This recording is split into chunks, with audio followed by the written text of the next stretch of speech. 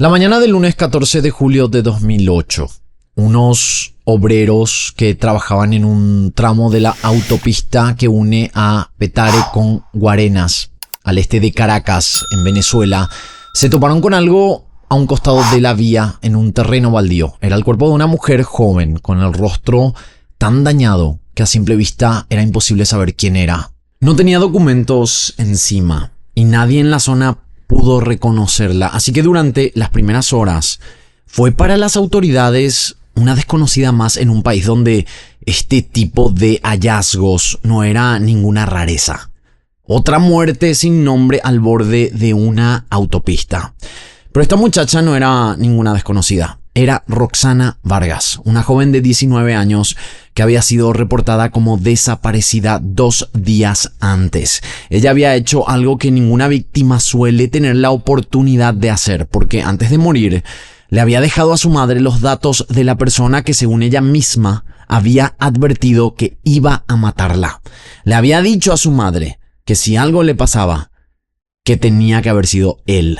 El problema era que cuando esa madre llegó a la policía a señalar al responsable, lo que tenía para ofrecer era casi imposible de creer, porque el hombre al que estaba acusando no tenía nada que ver con la imagen que cualquiera se podría hacer de un asesino. Era una de las personas más respetadas del país y durante más de 30 años, detrás de una puerta cerrada, había estado haciendo algo que casi nadie quería ni podía imaginar.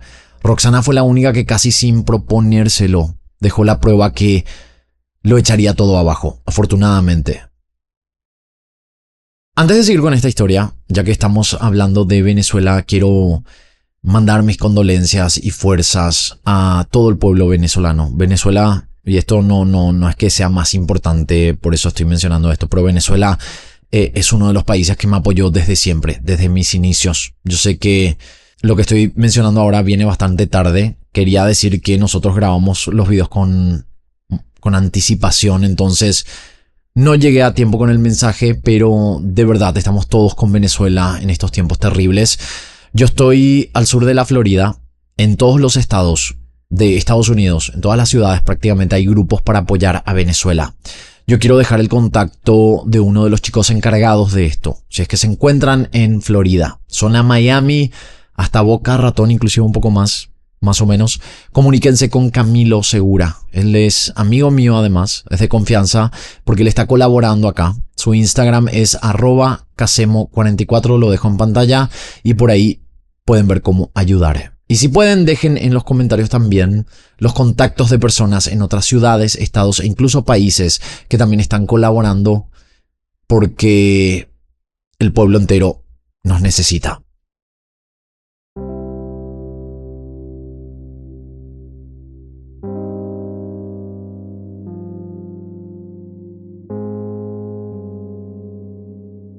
Cuando la policía científica llegó al terreno baldío de Parque Caiza, se encontraron con el cuerpo de una mujer joven. Y ella tenía una blusa blanca con flores rosadas. Y esta blusa estaba levantada. También una falda negra que estaba levantada, dejando visible su ropa interior. La joven presentaba heridas visibles de violencia concentradas sobre todo en la cara y en la cabeza. La habían golpeado con fuerza y la habían dejado tirada ahí, en un descampado al borde de la autopista, como quien se deshace de algo y ya.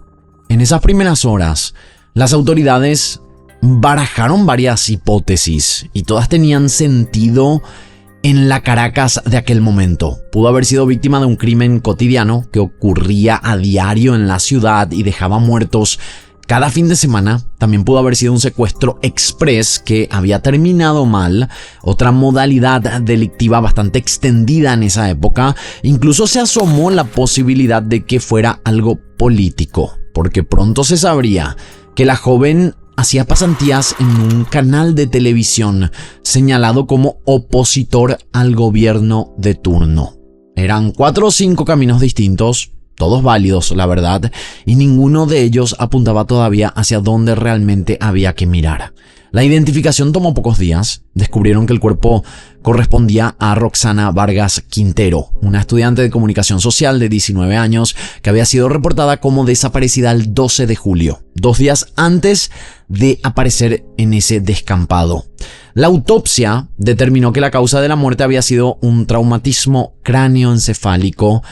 Tenía, según el análisis forense, al menos 7 fracturas en el cráneo. Y dato muy importante, todas habían sido producidas mientras ella aún estaba con vida, ¿sí?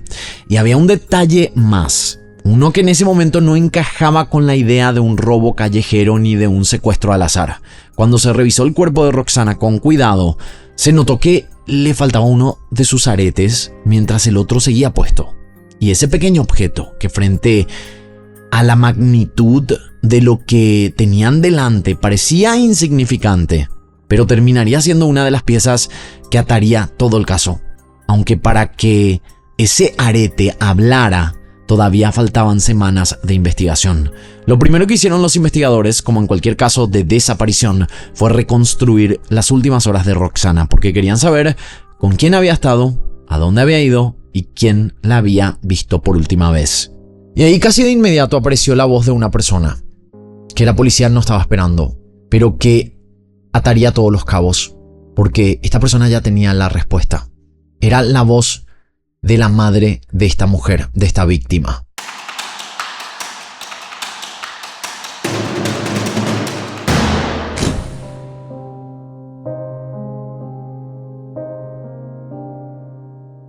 Antes de entrar en más detalles sobre el caso, tenemos que hablar de quién era Roxana. Roxana había nacido y crecido en Valle de la Pascua, un pueblo del estado Guárico, en el llano central venezolano. Vivía allí con sus 2 padres y su hermana llamada Mariana. De niña era una muchacha alegre y disciplinada. Sus familiares y amigos la describían como una persona muy extrovertida, carismática, cariñosa, también un poco terca y muy cercana a su mamá, porque le contaba de todo. Roxana tenía un sueño y persiguió este sueño con una determinación que podemos decir era admirable. Ella quería estudiar comunicación social en Caracas y también quería trabajar en televisión. Y ella fue tras esa meta. Consiguió una beca, se mudó sola a la capital, se inscribió en la Universidad Católica Santa Rosa y con el tiempo logró entrar a hacer pasantías en RCTV, donde trabajó como asistente de producción, nada menos que en ¿Quién quiere ser millonario?, uno de los programas de mayor audiencia del país en ese momento. El 12 de julio, Roxana fue vista con vida por última vez. Se había despedido de sus compañeros de la universidad diciéndoles que iba a verse con su terapeuta. Y esa tarde, Ana Teresa Quintero, la madre de Roxana, había hablado con su hija a eso de las 6 de la tarde. Y esta le dijo que su psiquiatra le había llamado y que quería verla. La mamá le dijo a su hija que no fuera porque ya estaba oscureciendo, pero Roxana no le hizo caso, por lo que la llamó nuevamente a las 7 de la noche y en ese momento la madre mencionó que la sintió muy tensa. Esa fue la última comunicación que tuvo con su hija. Esa noche, su familia perdió todo contacto con ella. Y estamos hablando de que no respondía a llamadas, tampoco mensajes, y no había vuelto a su departamento. Entonces la madre obviamente empezó a estar preocupada y así realizó la denuncia de desaparición. Desde el primer momento, antes incluso de que apareciera el cuerpo, Ana Teresa había dado una sola versión, siempre la misma, que a su hija la desapareció su psiquiatra. Lo decía con una seguridad que venía de algo que la propia Roxana le había dejado dicho poco antes. Una semana antes de morir, la joven le había advertido a su madre que ella se sentía amenazada por ese hombre y por esa misma razón le entregó a su madre los números de teléfono del psiquiatra y también una instrucción muy específica de que si algo le pasaba, muy seguramente era él el culpable. Imagínense. Y esta es sin duda una de las cosas más escalofriantes del caso, porque recuerden que para el momento Roxana tenía apenas 19 años y días antes de morir no solo intuyó lo que se venía, sino que tomó medidas.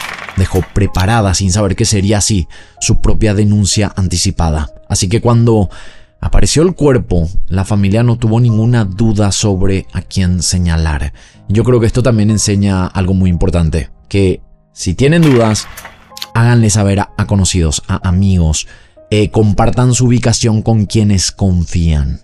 El problema, en este caso, con el caso de Roxana, era que estaba en el otro lado de esa ecuación, porque el hombre al que estaban acusando no era cualquiera. Y acusarlo en Venezuela en el año 2008 y sin pruebas absolutamente contundentes era prácticamente como no acusar a nadie. Era la palabra de una familia, de un pueblo más o de un pueblo remoto contra la de uno de los hombres más conocidos del país.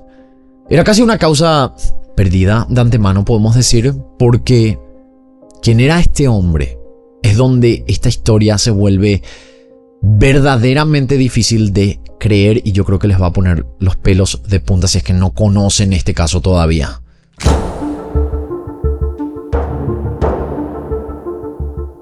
Se llamaba Edmundo Chirinos y para buena parte del país era más o menos el padre de la psiquiatría venezolana. Su currículum era inmenso, había estudiado 2 carreras al mismo tiempo, estamos hablando de medicina y psicología, y se había formado además en el extranjero, en universidades de Inglaterra y también de Francia, según se repetía una y otra vez en su presentación pública.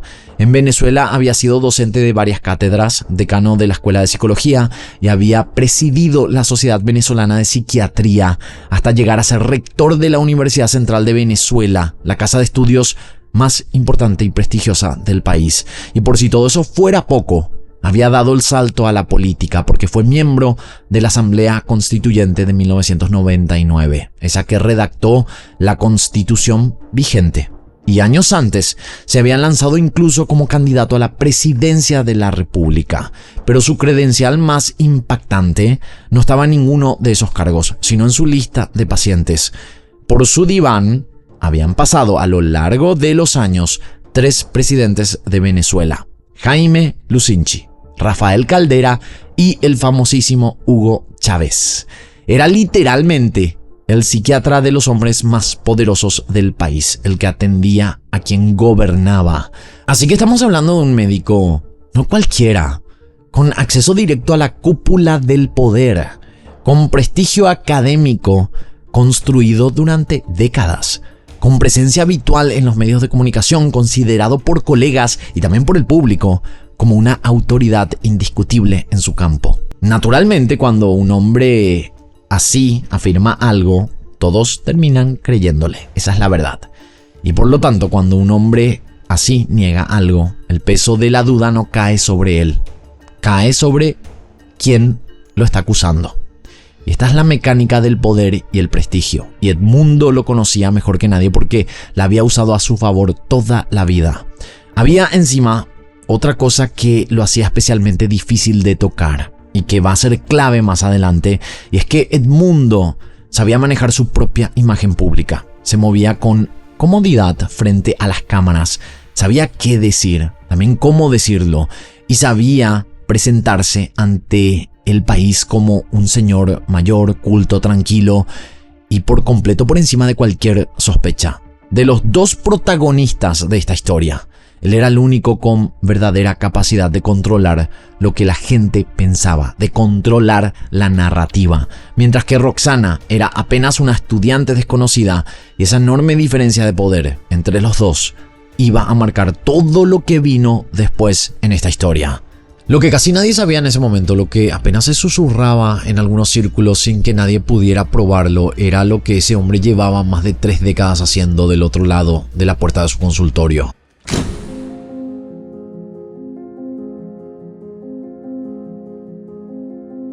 ¿Y en qué parte de la historia se entrelazaban ellos dos? Bueno, precisamente por ese extenso currículum y reputación que tenía el médico, Roxana llegó al consultorio de Edmundo Chirinos por su propia madre, que también había sido paciente de él años antes, por un cuadro de depresión posparto. Para la familia, ir con Chirinos era lo mismo que ir con el mejor, con alguien de absoluta confianza, avalado por una trayectoria que parecía intachable. Y ahí está una de las claves de cómo funcionaba todo esto. La confianza no se la ganaba el hombre, sino que se la prestaba el cargo. También el título, la fama y con quién se rodeaba y quiénes eran sus clientes. Muy importante, nadie sospechaba del psiquiatra de los presidentes. Roxana venía atravesando dificultades relacionadas con su salud mental desde hacía un tiempo. Durante su adolescencia empezó a sentirse, en sus propias palabras, fea, gorda y sola. Aparecieron entonces los trastornos de la conducta alimentaria, la anorexia y la bulimia. También tenía depresión. Y con todo eso llegó algo todavía más oscuro. Y es que empezó a a hacerse cortes que escondía debajo de la ropa. También empezó a volcar todo lo que sentía en un diario personal que después trasladaba a un blog en internet. Como su deterioro emocional no se detenía, su madre decidió llevarla a consultar con el doctor Chirinos a partir del año 2007. Obviamente con el mejor según lo que parecía. El psiquiatra le diagnosticó esquizofrenia, le recetó una medicación y le indicó un tratamiento que él mismo había convertido en su sello a lo largo de los años, las llamadas curas de sueño. Y acá conviene explicar qué es eso, porque en sí es el corazón del método que este señor empleaba. En teoría, una cura de sueño es un procedimiento psiquiátrico real en el que se seda al paciente para inducir un sueño profundo y prolongado, con la idea de que ese descanso forzado tenga un efecto terapéutico. Es un tratamiento que existe, la verdad, y que en su momento tuvo cierto uso. El problema con esta práctica es lo que este hombre podría hacer con todo esto. Porque según todo lo que se demostró después, en su consultorio la cura de sueño no era un tratamiento, sino era un mecanismo de abuso. El patrón, reconstruido a partir de decenas de testimonios y de la propia evidencia que se halló después, era espantosamente cuidadoso. Primero analizaba a la paciente, la estudiaba, identificaba su vulnerabilidad. Luego de esto, la sedaba con el pretexto de la cura del sueño. La dejaba dormida e indefensa sobre el diván del consultorio y la abusaba. Abusaba de las mujeres mientras ellas no podían defenderse, porque estaban sedadas, no podían oponerse, tampoco podían recordar después lo que había pasado con claridad, de lo que había ocurrido. Y como una capa final de horror, hay que mencionar las fotografías. Eran mujeres inconscientes, con la ropa a medio quitar, retratadas por su propio médico en el momento donde más indefensas estaban. Y esto no fue algo que Chirinos le hiciera únicamente a Roxana, fue, según todo lo que salió a la luz, un patrón sostenido durante más de 30 años. Estamos hablando de décadas, una generación entera de mujeres pasando por ese diván. Y recordemos, era un hombre poderoso, era un hombre recomendado por los presidentes. Entonces, por ende, tenía muchas clientes. Sí, la gente confiaba en él. Y lo que pasa es que entre lo que se sospechaba y lo que se puede probar, hay una distancia enorme. Y durante todos esos años nadie pudo probar nada. Si uno se pone en el lugar de esas mujeres, se puede entender. Porque salían de ese consultorio confundidas, con lagunas en la memoria por la sedación, también avergonzadas y sin recuerdos nítidos. Y enfrente tenían a un hombre intocable, una eminencia, y el psiquiatra de los presidentes. Y hay que mencionar, hay que decir que esta estrategia, esto de que estuvieran sedadas, si es que alguna llegaba a denunciar o decir algo, para este doctor era fácil decir, estaba sedada, estaba completamente dormida, fue un sueño o fue su imaginación. Y con el poder que tenía este hombre, obviamente que la gente terminaba creyéndole. ¿A quién iban a denunciar? ¿Y quién le iba a creer a una paciente a la que además él mismo le había puesto una etiqueta psiquiátrica por encima de la palabra de semejante figura? El propio prestigio de Chirinos funcionaba como su mejor coartada. Su fama también lo blindaba. Y él sabía esto perfectamente. Roxana terminó siendo distinta, y lo fue por una sola razón que él no había visto venir.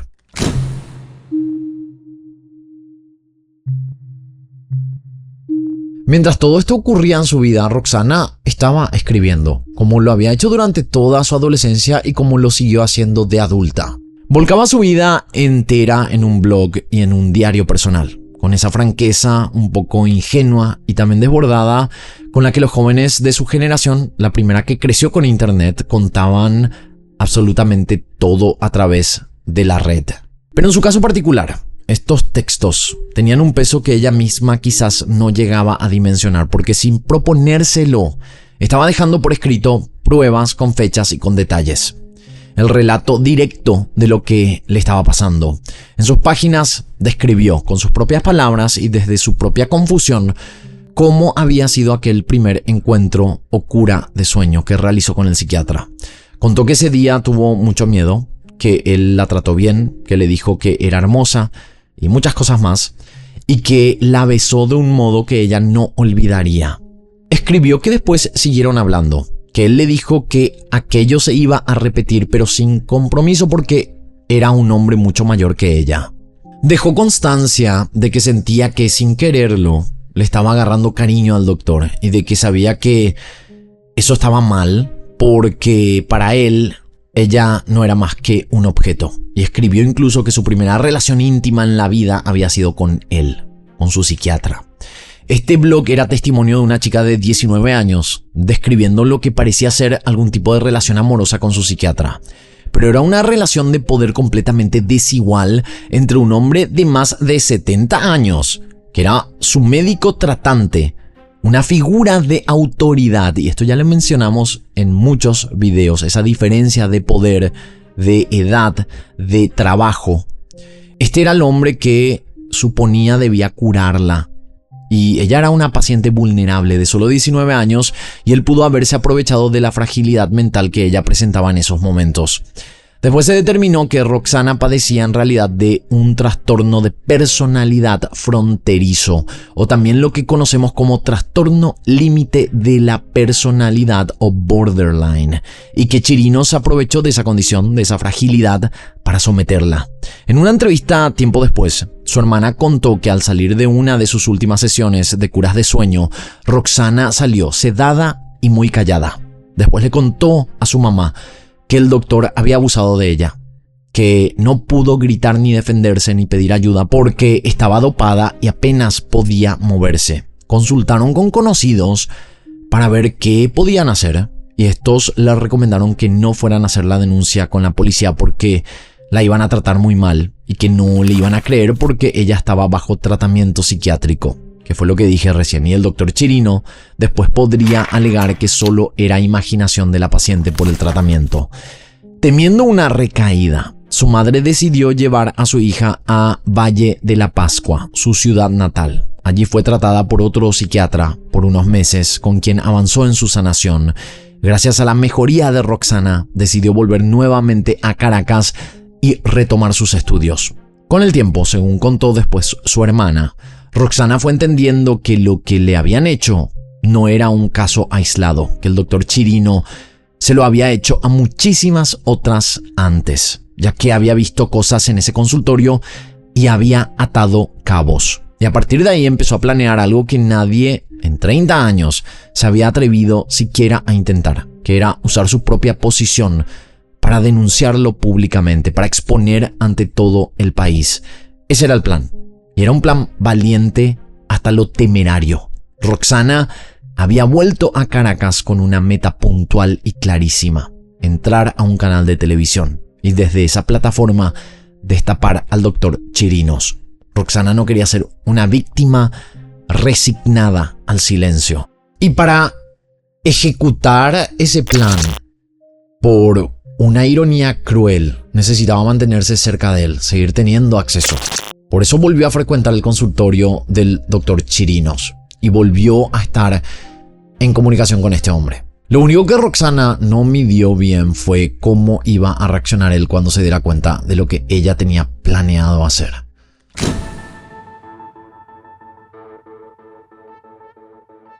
Una semana antes de morir, Roxana logró exactamente lo que estaba buscando, porque la habían contratado de manera formal en un canal de televisión. Para ella era el primer gran paso de este plan, la plataforma que necesitaba. Pero para Chirinos, según la reconstrucción que después haría la familia, fue una señal de alarma de las que no se pueden ignorar. Y también hay que decir, su sueño era estar en televisión, ser famosa, lo que ustedes quieran, pero ese sueño se transformó en un objetivo claro, que era era destapar lo que Chirinos estaba haciendo. Y aquí hay que entender la lógica del poder, porque es lo que explica el móvil. Hasta ese momento, en la relación entre ambos, él había sido el único con acceso a los medios de comunicación, el único con la capacidad de controlar la narrativa, lo que el país pensaba y decía, y esa era su gran ventaja, era su zona segura. Pero de pronto, una joven independiente que conocía sus secretos desde adentro y que tenía la intención declarada de contarlos, estaba a punto de conseguir una plataforma propia desde donde hablar. De modo que esta muchacha, a la que él había considerado manejable, también descartable, se convertiría de repente en una amenaza real y concreta a su estabilidad, a su reputación y a todo el estatus que había cuidado durante toda su vida. Según contó su hermana, Roxana llegó a enviar cadenas de mails a sus conocidos denunciando lo que hacía Edmundo Chirino a sus pacientes. Y en una oportunidad le hizo un escrito al doctor con una advertencia, diciéndole que si seguía haciendo las atrocidades que hacía en su consultorio, lo iba a denunciar, y le tiró ese escrito por debajo de la puerta de su consultorio. Cuando él se enteró de que ella buscaba denunciarlo y dar a conocer todo lo que sabía, el psiquiatra llamó a Roxana por teléfono y le dijo: «Sabes que yo puedo mandar a matarte». Esa fue la advertencia directa, y Roxana la tomó completamente en serio. Tan en serio que fue justo después de esa amenaza cuando hizo lo que ya mencionamos. Puso a su madre al tanto de absolutamente todo y le entregó los números de teléfono del psiquiatra, por si le llegaba a pasar algo. 7 días después de esa amenaza, Roxana desapareció.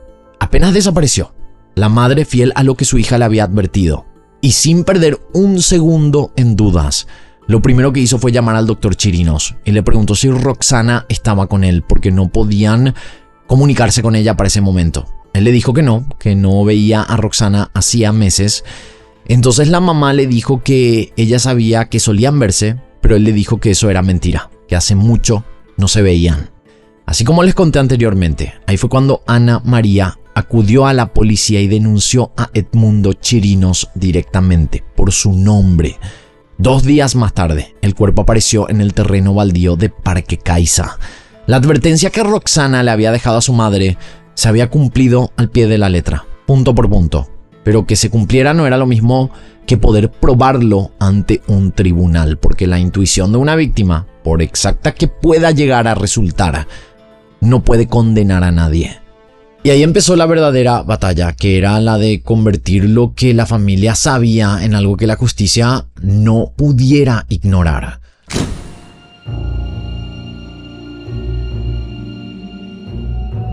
La policía científica venezolana empezó a tirar del hilo que la familia llevaba días señalando, mientras iba descartando una por una las hipótesis iniciales, como el secuestro express o el móvil político.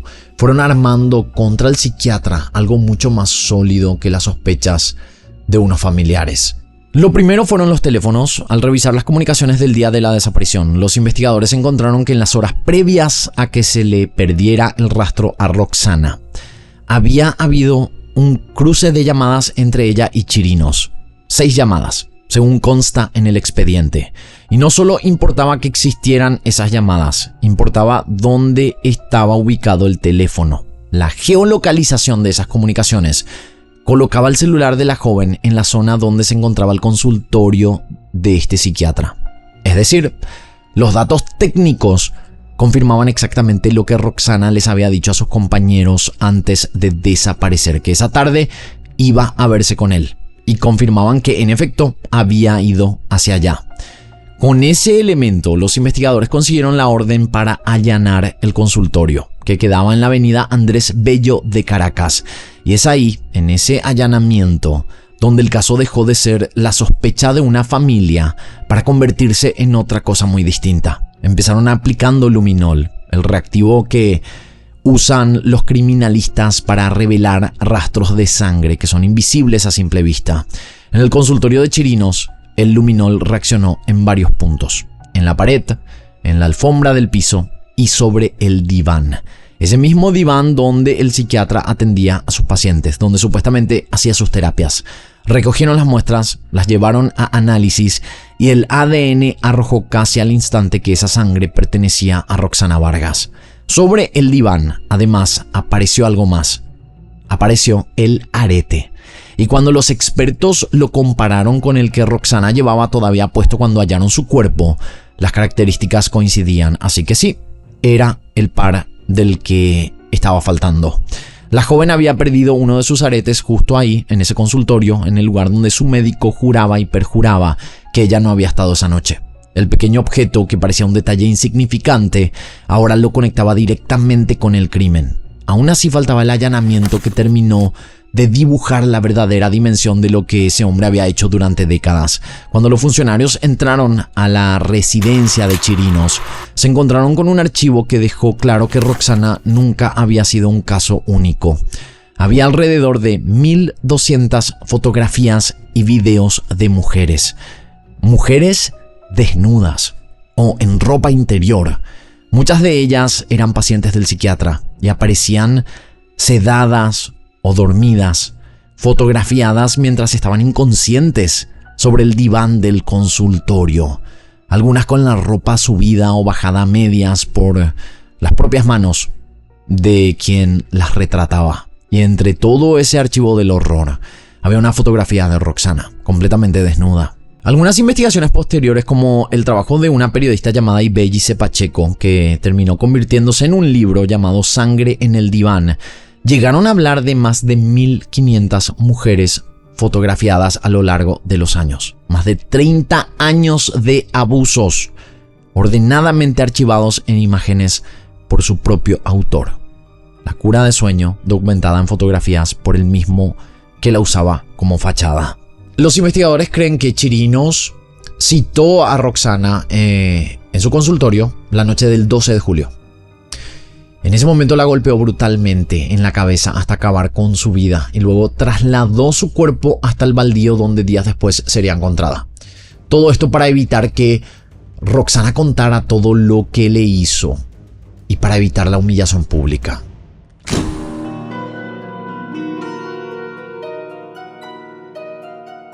Con todas esas evidencias encima, Edmundo Chirinos hizo algo que a la larga terminó de hundirlo, y fue decidir defenderse en público, confiando en que su prestigio le iba a funcionar como siempre. El 1 de agosto de 2008 se ordenó su detención por la muerte de Roxana, en principio bajo arresto domiciliario y con prohibición de salir del país. Pero antes y durante ese proceso, Chirinos hizo lo que mejor sabía hacer y lo que le había funcionado toda la vida, que era dar la cara ante las cámaras, apostando a que su imagen de eminencia respetable lo blindaría como lo había blindado en el pasado, como lo había hecho siempre. Solo que esta vez le salió al revés. Apareció en televisión sonriendo y haciendo chistes sobre el caso. Habló del supuesto amor que le profesaban tanto Roxana como otras de sus pacientes y dijo con ironía que sus pacientes hombres, en cambio, no le tenían ese mismo afecto, como insinuando que el problema era de que él era irresistible, que era irresistible para las mujeres. Imagínense. ¿Por qué una joven de las tantas que asesinan todos los fines de semana la relaciona justamente conmigo? Porque fue paciente mía. Ha habido muchos pacientes míos que han muerto, algunos asesinados. Entonces, cada vez que un paciente mío muere, de la forma que sea, tiene que aparecer el nombre del Mundo Chirino en toda la prensa. Y repitió una y otra vez, en cada oportunidad que tuvo, que era completamente inocente, que todo esto era una confabulación montada en su contra y que la sangre, el arete y las fotografías se habían plantado. Eso fue lo que dijo, que todas las evidencias se habían plantado.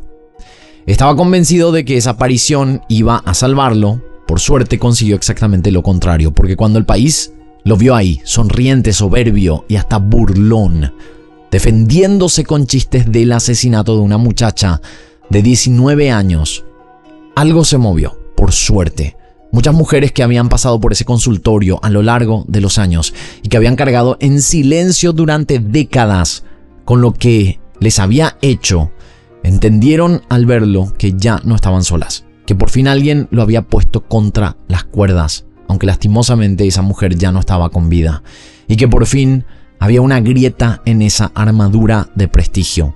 Y empezaron a hablar. Una tras otra fueron apareciendo denuncias de antiguas pacientes que contaban una historia idéntica entre sí. El sueño inducido, la sensación posterior de que algo había pasado, el despertar confundido y el estar avergonzadas sin poder precisar el porqué. El mismo perfil público que durante 30 años lo había protegido se transformó. En cuestión de semanas se derrumbó todo.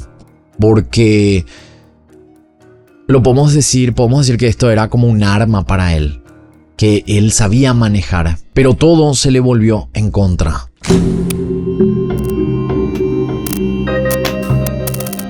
El camino judicial, eso sí, no fue ni rápido ni sencillo, y hubo momentos en que parecía que el poder del acusado se iba a imponer sobre las evidencias. En las primeras fases del proceso, de hecho, la balanza llegó a inclinarse del lado de Chirinos, porque en la etapa inicial se consideró que las pruebas no eran lo suficientemente concluyentes como para sostener la acusación, y el peso del nombre de este señor, también la edad y las influencias del acusado, se hizo sentir en cada audiencia, en cada decisión. Pero la familia de Roxana, que desde el primer día había señalado al responsable y que ahora veía cómo ese hombre seguía defendiéndose con toda la maquinaria de su prestigio y sus contactos, fue una etapa de pura angustia, con un miedo real y razonable de que el caso se diluyera y de que Chirinos pudiera quedar libre, como tantos otros poderosos antes que él. Pero el Ministerio Público no soltó el caso, lo cual, considerando a la Venezuela de ese momento, fue bastante sorprendente. El juicio oral y público comenzó el 16 de marzo de 2010 y durante 6 meses de audiencias, los fiscales que llevaron la acusación fueron presentando ante el tribunal gran cantidad de pruebas contra el doctor Edmundo Chirinos. El cruce de llamadas, la geolocalización que ubicaba a Roxana camino al consultorio, también la sangre con su ADN hallada en el diván, la pared, también en la alfombra, el arete que era el par del que le faltaba en el cuerpo, las 1200 fotografías de la residencia, el blog donde la propia víctima había dejado escrito todo, y el testimonio de 14 mujeres, de tantas que habían, la verdad, que declararon haber sido abusadas por Chirinos mientras estaban sedadas durante sus consultas. En septiembre del año 2010, Edmundo Chirinos fue condenado a 20 años de prisión por el homicidio intencional de Roxana Vargas. El tribunal, además, lo inhabilitó para ejercer la psiquiatría durante todo el tiempo que durara su condena, cerrándole para siempre la puerta del consultorio que había usado como cacería. Hasta el último de sus días, Chirinos sostuvo que era inocente y que toda la evidencia en su contra se había plantado, y nunca admitió nada, lo cual es ridículo, hay que decir. Es ridículo porque las evidencias eran claras y los testigos también. Entonces, yo no soy psicólogo, yo no soy psiquiatra. Es irónico que diga eso porque él era un psiquiatra, pero yo no lo soy. No puedo decir que este era un psicópata, pero parece, por lo menos parece desde mi punto de vista, parece un psicópata, parece un narcisista. Ojalá psicólogos de verdad puedan decir en los comentarios cuál sería su perfil. Yo creo que siempre se dice que está mal mencionar los trastornos o problemas que pudiera llegar a tener una persona, pero estamos hablando de un criminal y de los peores, además. Así que yo creo que nadie se ofendería. La condena no le devolvió nada a la familia de Roxana, y este desenlace, para quienes siguieron el caso, dejó un sabor agridulce. Estando preso, Chirinos sufrió un accidente cerebrovascular que le dejó secuelas importantes. Y estamos hablando de problemas para hablar y también la necesidad de desplazarse en silla de ruedas. Apoyándose con este tema, con este deterioro que le estaba teniendo y también con su edad, porque él argumentaba que el Código Penal venezolano no permitía mantener tras las rejas a un hombre mayor de 70 años. Llegó incluso a enviarle una carta al presidente Hugo Chávez, su antiguo paciente, pidiéndole un indulto. Decía estar recluido en una celda inadecuada para alguien de su edad y su estado y pedía que se cumpliera la ley en su caso.